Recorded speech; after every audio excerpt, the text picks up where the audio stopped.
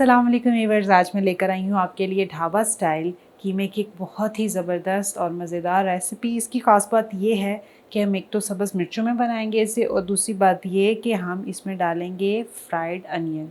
तो चलते हैं अपने इंग्रेडिएंट्स की तरफ। कीमा मैंने लिया है मटन का आधा किलो।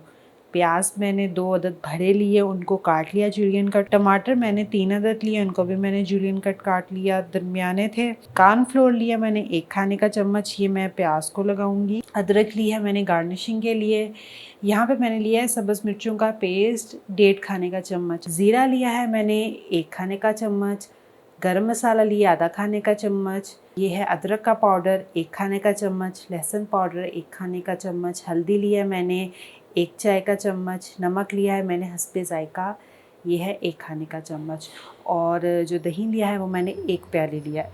तो हम सबसे पहले एक क्विक प्रिपरेशन कर लेते हैं अपने प्याज की। ये मैंने लिया है यहाँ पे एक बाउल। इस बाउल में हमने क्या करना है कि हमने जितनी भी प्याज है वो डाल देनी है, और इसमें हम कॉर्नफ्लोर को डाल देंगे। ये जितना भी इसमें कॉर्नफ्लोर है ये हमने इसमें डाल देना है अच्छे से। एक बार ये डल जाए तो आपने अपने हाथ से इसको मिक्स कर लेना है, ठीक है, उलट पुलट लेना है इसे। इस प्याज को हमने फ्राई करना है सबसे पहले। तो अब हम चलते हैं अपने नेक्स्ट प्रोसेस की तरफ, यानी कि प्याज को हम फ्राई करते हैं। अच्छा जी, अब हम अपने सबसे पहले स्टेप की तरफ है। मैंने एक कढ़ाई ली है, मैंने बिल्कुल अभी चूल्हा चलाया है। हमने सबसे पहले इसमें डाल लेना है 1 प्याली ऑयल, और ऑयल को हमने गरम नहीं करना। गरम करने से पहले पहले आपने इसमें प्याज डाल देना है, ठीक है। अगर आपने ऑयल अपना क्रिस्पी सा फ्राई करना हो तो फिर आपको ठंडे ऑयल में प्याज डालना पड़ता है। तो मैंने भी यही काम किया। अब मैंने इस तरह से प्याज फैला देना है, और मैं अब वेट करूँगी। एक बार मैं इसको मिक्स कर लूँगी, और अब जैसे जैसे टेम्परेचर बढ़ता जाएगा मैं साथ साथ प्याज को फ्राई करती जाऊँगी। अच्छा, ये गोल्डन होने की तरफ आ चुका है, कुछ कुछ हिस्से इसके गोल्डन हो चुके हैं। बस अब 1-2 मिनट ही और लगेंगे, और जो हमारे वाइट कलर है वो इस तक पहुँच जाएगा तो हम इसको निकाल लेंगे। अच्छा, अब ये गोल्डन होना शुरू हो गया है, जैसा हमें चाहिए था।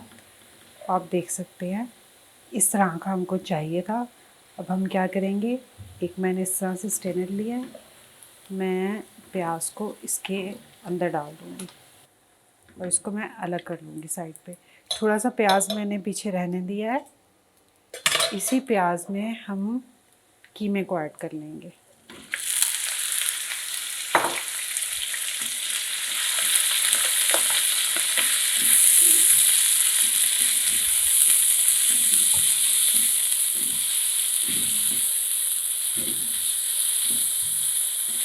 आपने कीमे को फ्राई करना है जब तक कि जितना भी इसका हल्का सा जो पिंकिश सा पार्ट है वो ख़त्म ना हो जाए, यानी कि ऊपर ऊपर से इसका कुछ हिस्सा पक ना जाए। तब तक आपने इसको चमचा हिलाकर फ्राई करते रहना।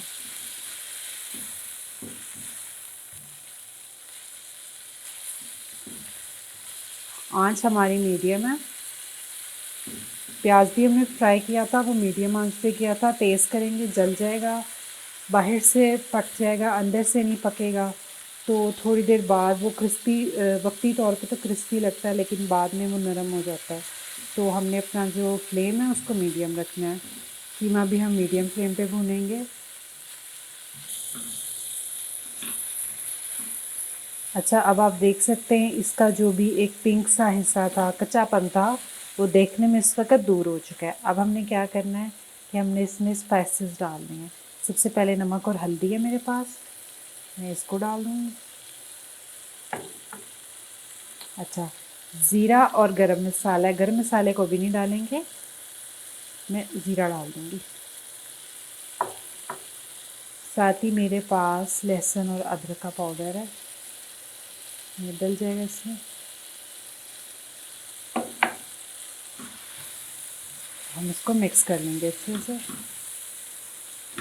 तकरीबन 2-3 मिनट आपने इसको भून लेना है इसी तरह से जो मसाला था, ताकि वो अच्छे से कुक हो जाए, इसके अंदर मिक्स हो जाए।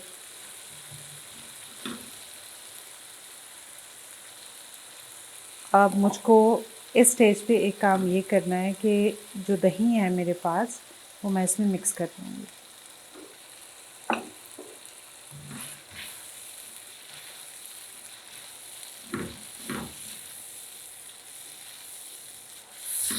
दही को मैंने अच्छे से फेंटा हुआ था। जब भी आप सालन में दही डाल रहे हैं तो सबसे पहले आपने उसको अच्छे से फेंट लेना है ताकि उसकी गुठलियाँ ना बने जब आप उसको सालन में डालें भुनाई करने के लिए। तो इस वक्त आप देख सकते हैं दही मैंने डाला लेकिन वो बहुत अच्छे से उसके साथ मिक्स हो गया और जो कोई गुठलियाँ वगैरह थी वो शो नहीं हो रही। बस इसको हमने एक बार मिक्स कर लिया तो अब हमने इसकी बहुत धीमी आंच कर देनी है और हमें इसके ऊपर ढक्कन देकर इसको दही खुश्क होने तक पकने देना है। इस पर मैंने ढक्कन दे दिया है और मैं अपनी आंच हल्की कर लूँगी बिल्कुल। अच्छा, तकरीबन 20 मिनट हो चुके हैं। 20 मिनट बाद मैं ढक्कन खोल रही हूँ। हमारा जो दही था हमने इसमें डाला वो बिल्कुल खुश्क हो चुका है और ये बहुत अच्छे से भून भी गया है। अब हमने क्या करना है कि हमने इसमें डालने हैं टमाटोज़। मेरे पास जो सब्ज़ मिर्चों का पेस्ट था वो डाल दूँगी मैं इसमें।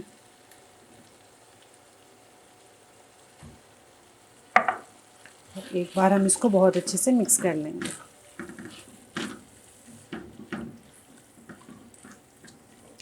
फ्लेम मैं दोबारा से मीडियम पे ले आती हूँ क्योंकि मैंने इसको बिल्कुल दम पे रखा हुआ था, इसलिए कीमा भी बहुत अच्छे से टेंडर हो गया है।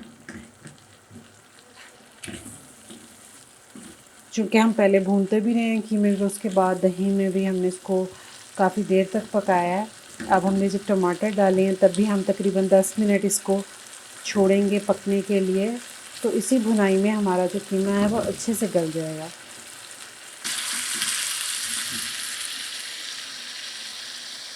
अच्छा, यहाँ पे मेरे पास एक प्याली पानी है, मैं पानी इसमें डाल दूँगी। अब हमने इस पर दोबारा से ढक्कन दे देना है और हमने टमाटर नरम होने तक इसको पकाना है।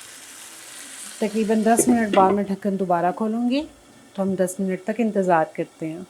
अब ढक्कन उठाने का वक्त है। ढक्कन हमने उठा लिया।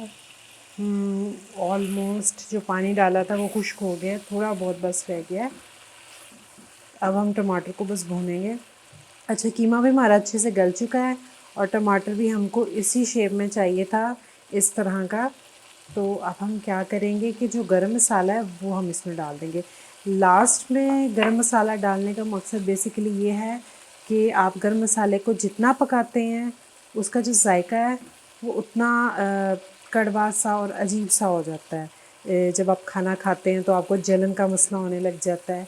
आप अगर गरम मसाले को ज़्यादा नहीं पकाएंगे, बिल्कुल लास्ट में डालेंगे, तो उसका फिर अच्छा बड़ा परफेक्ट फ्लेवर आता है। एक तो आपकी हांडी में, दूसरा वो आपको जलन भी नहीं करता। तो मैंने बिल्कुल इसको लास्ट में इसीलिए डाला। अब बस थोड़ा सा इसको भूनने की ज़रूरत है कि ऑयल जो है हमारी हांडी ने वो भी छोड़ दिया। इसको भूनते भूनते ही हमने क्या करना है कि जो प्याज था वो ऐसे खोल खोल के मैं इसमें डालूँगी।